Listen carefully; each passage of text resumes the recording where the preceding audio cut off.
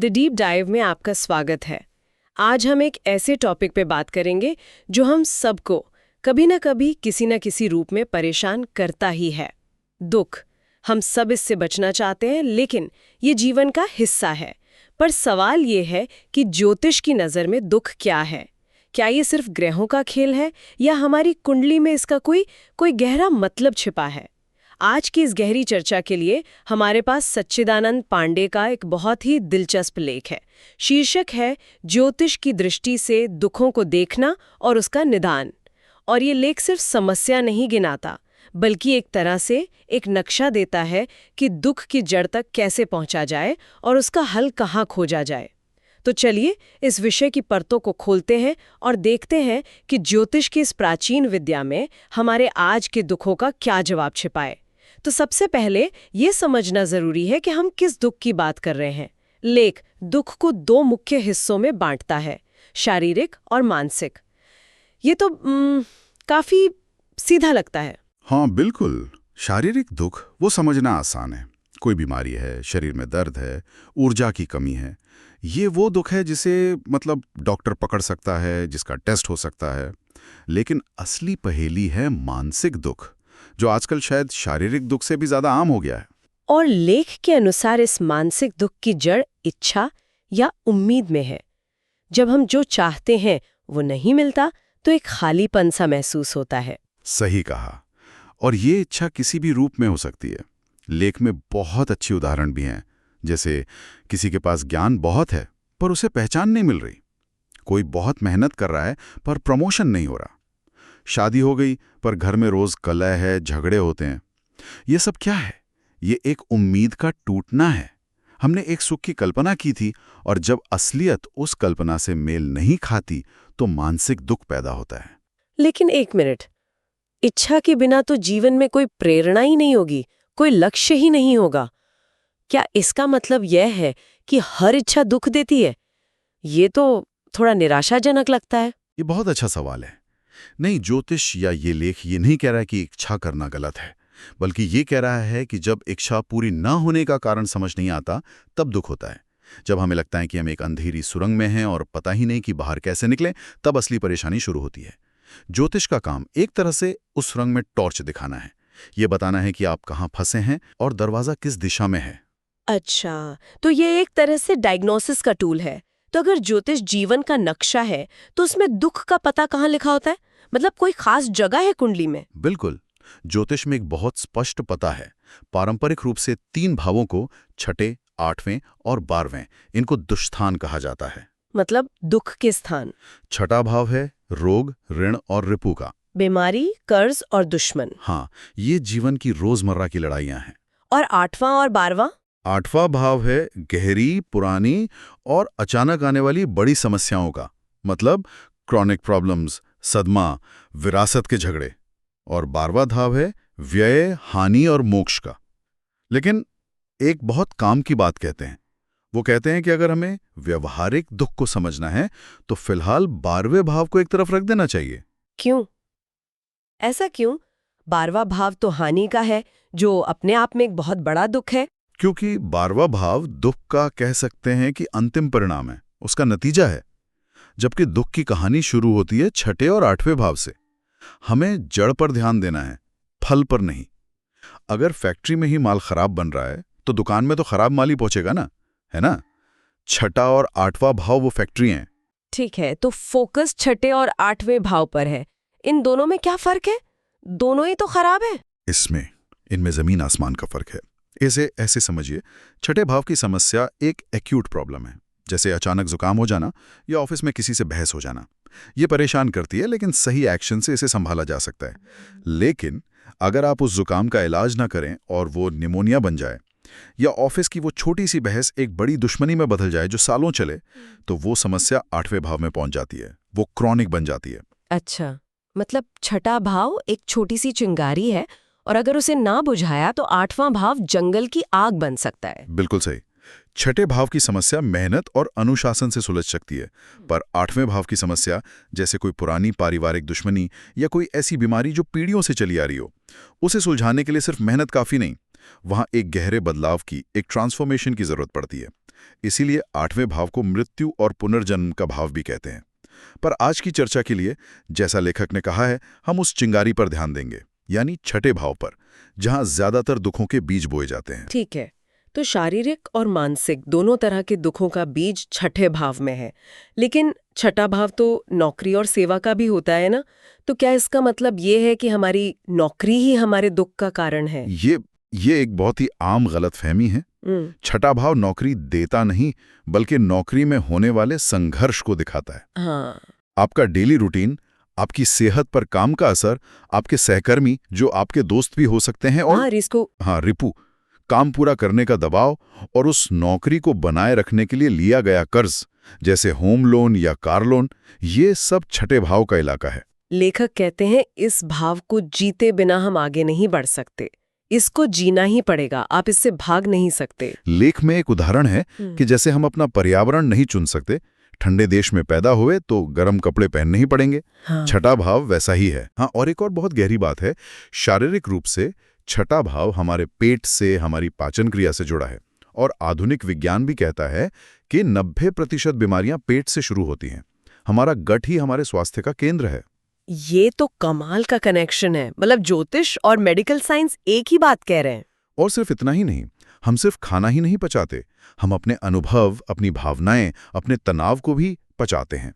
जब रोजमर्रा की जिंदगी का तनाव यानी छठा भाव हद से बढ़ जाता है, तो हमारा गट या हमारा पेट जवाब दे देता है। और यहीं पर शनि ग्रह की भूमिका आती है।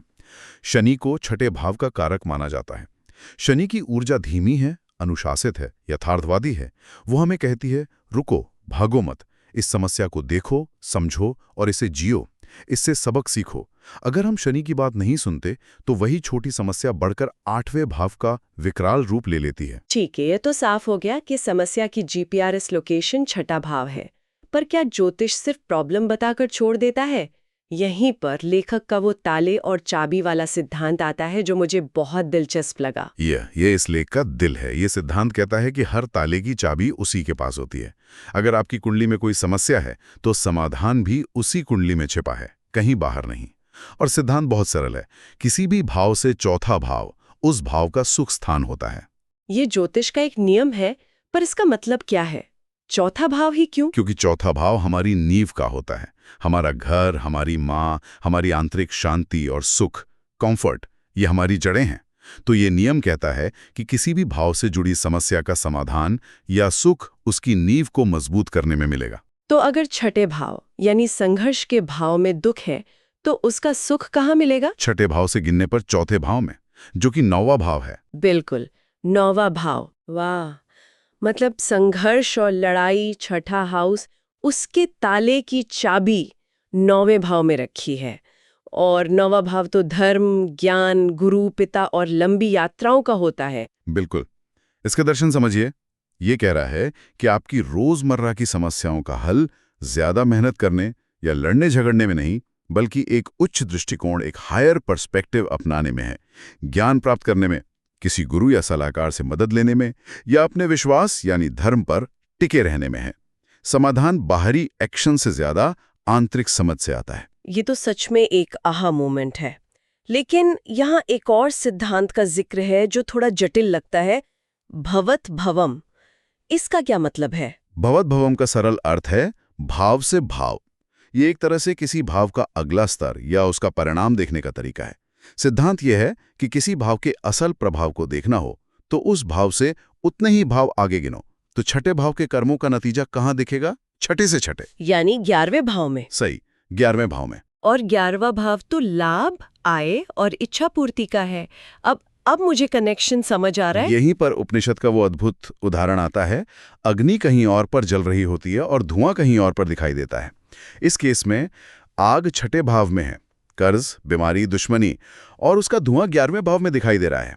लाभ रुक गया, इच्छा पूरी नहीं हो रही, आय नहीं आ रही। चलिए एक काल्पनिक व्यक्ति अमन की बात करते हैं। अमन ने बिजनेस के लिए कर्ज लिया है, छठा भाव, और अब उसकी कमाई यानी 11वां भाव रुक गई है। वो परेशान है कि पैसे नहीं आ रहे। तो अमन असल में धुएं को देखकर घबरा रहा है। बिल्कुल सही पकड़ा। अमन को लग रहा है कि उसकी समस्या आय ना होना है, जो कि 11वें भाव का विषय है। लेकिन यह सिर्फ धुआं है। असली आग छठे भाव में है। हो सकता है उसने बहुत ज्यादा कर्ज ले लिया हो, या बाजार की प्रतिस्पर्धा को ठीक से न समझा हो, या अपनी सेहत को नजरअंदाज कर दिया हो। और लेखक इसे राहु से जोड़कर और भी गहरा कर देते हैं। कालपुरुष कुंडली में 11वीं राशि कुंभ है, जिसके सहशासक राहु हैं। राहु क्या है? धुआं, भ्रम, माया। इसीलिए 11वें भाव में समस्या इतनी बड़ी, फैली हुई और डरावनी दिखती है। राहु चीजों को बढ़ा चढ़ाकर दिखाता है। अमन धुएं में ही खोया हुआ है, उसे आग दिखाई ही नहीं दे रही। तो ये पूरा मॉडल तैयार हो गया। आग छठे भाव में, धुआं 11वें में और आग बुझाने का पानी यानी चाबी 9वें भाव में। ये सुनने में तो बहुत अच्छा लगता है, लेकिन क्या ये ज्यादा सरल नहीं है? क्या वाकई जीवन की हर व्यवहारिक समस्या का हल सिर्फ ज्ञान या धर्म में मिल सकता है? कोई कर्ज में डूबा है तो उसे सलाहकार चाहिए या पैसे? ये बहुत जरूरी सवाल है। देखिए, ज्योतिष आपको पैसे नहीं देता। ज्योतिष आपको वो समझ देता है जिससे आप पैसे कमा सकें और उसे बनाए रख सकें। पैसे तो एक अस्थायी समाधान है जो शायद अमन को कुछ दिन की राहत दे दें, लेकिन 9वें भाव का सलाहकार या गुरु उसे वो वित्तीय अनुशासन और ज्ञान देगा जिससे वो दोबारा उसी कर्ज के जाल में ना फंसे। 9वां भाव क्यों का जवाब देता है, ताकि कैसे का रास्ता खुद ब खुद निकाल आए। ये मछली देने की बजाय मछली पकड़ना सिखाने जैसा है। ठीक है, मैं समझी। तो इस पूरे ज्ञान को व्यवहार में कैसे लाया जाए? अमन को अगर अपनी समस्या सुलझानी है तो उसे क्या करना होगा? एक एक करके कदम बताइए। चलिए, अमन की मदद करते हैं। 4 कदम हैं। पहला कदम, आग को पहचाने। अमन को 11वें भाव के धुएं यानी पैसे नहीं आ रहे, इस चिंता से ध्यान हटाकर छठे भाव की आग पर लाना होगा। उसे स्वीकार करना होगा कि असली समस्या उसकी व्यावसायिक रणनीति है, उसका कर्ज प्रबंधन है, या उसकी रोजमर्रा की आदतें हैं। मतलब शिकायत करना बंद करो और जिम्मेदारी लो। बिल्कुल। दूसरा कदम, चाबी ढूंढें। अब अमन को अपनी कुंडली में 9वें भाव को देखना होगा। मान लीजिए उसका 9वां भाव मजबूत है, उसका स्वामी बृहस्पति एक अच्छी स्थिति में है। ये उसकी चाबी है। इसका मतलब है कि ज्ञान और सही मार्गदर्शन उसकी सबसे बड़ी ताकत है। और तीसरा कदम है उस चाबी का इस्तेमाल करना। हाँ, तीसरा कदम, ताला खोलें। अमन को 9वें भाव के साधनों का उपयोग करना होगा। वो किसी अनुभवी बिजनेस कंसल्टेंट मतलब गुरु के पास जाए, वो फाइनेंस मैनेजमेंट पर किताबें पढ़े या कोर्स करे यानी उच्च ज्ञान। वो अपनी मान्यताओं और नैतिक मूल्यों, धर्म के आधार पर व्यापार करे, शॉर्टकट ना अपनाए। यह है 9वें भाव की चाबी को छठे भाव के ताले में लगाना। और फिर चौथा और आखिरी कदम। चौथा कदम, परिणाम देखें। जब अमन 9वें भाव के ज्ञान से अपने छठे भाव के संघर्ष को मतलब कर्ज, प्रतिस्पर्धा, इनको सही तरीके से मैनेज करना सीख जाएगा, तो भवत भवम के नियम के अनुसार 11वां भाव अपने आप ठीक होने लगेगा। जब आग बुझ जाएगी तो धुआं तो खुद ही छट जाएगा, उसकी आय फिर से शुरू हो जाएगी और इस बार वो ज्यादा टिकाऊ होगी। तो क्या आप ये कह रहे हैं कि हमारे डेली स्ट्रगल्स का हल किसी स्प्रेडशीट या टू डू लिस्ट में नहीं, बल्कि किसी किताब, किसी गुरु या शायद खुद पर और एक उच्च शक्ति पर विश्वास करने में छिपा है? ये तो हमारे सोचने के तरीके को ही चुनौती देता है। ये बिल्कुल चुनौती देता है। हम अक्सर समस्याओं का समाधान वहीं खोजते हैं जहां समस्या दिख रही होती है। अगर बिक्री कम हो रही है तो हम और ज्यादा विज्ञापन देते हैं। ज्योतिष कहता है रुको, शायद समस्या विज्ञापन में नहीं, तुम्हारी नींव में है। अपनी समझ को बड़ा करो, अपना दृष्टिकोण ऊंचा करो, फिर एक्शन लो, समाधान अपने आप मिल जाएगा। आज की इस चर्चा ने ज्योतिष के माध्यम से दुख को देखने का एक बिल्कुल नया और बहुत ही प्रैक्टिकल तरीका दिखाया है। ये सिर्फ किस्मत या ग्रहों को दोष देने की बात नहीं है, बल्कि एक रोड मैप है, एक एक्शन प्लान है। सही कहा। ये हमें दिखाता है कि हम अक्सर धुएं को देखकर घबरा जाते हैं, जबकि जरूरत आग को खोजने और उसे सही तरीके से बुझाने की होती है। छठा भाव एक चुनौती है, एक परीक्षा है, और 9वां भाव उस परीक्षा को पास करने के लिए गाइडबुक और शिक्षक हैं। समस्या और समाधान दोनों हमारे ही भीतर, हमारी ही कुंडली में मौजूद हैं। और अंत में सोचने के लिए एक विचार छोड़ जाते हैं। अगर हमारी रोजमर्रा की व्यवहारिक समस्याओं और संघर्षों यानी छठे भाव का समाधान उच्च ज्ञान, विश्वास और गुरु यानी 9वें भाव में निहित है, तो क्या इसका अर्थ ये है कि हमारी समस्याएं केवल समस्याएं नहीं बल्कि एक गहरे उद्देश्य की ओर ले जाने वाले संकेत हैं। शायद ये चुनौतियां हमें उस उच्च ज्ञान की तलाश करने के लिए प्रेरित करने आती हैं जिसके बिना जीवन अधूरा है। इस पर विचार जरूर कीजिएगा।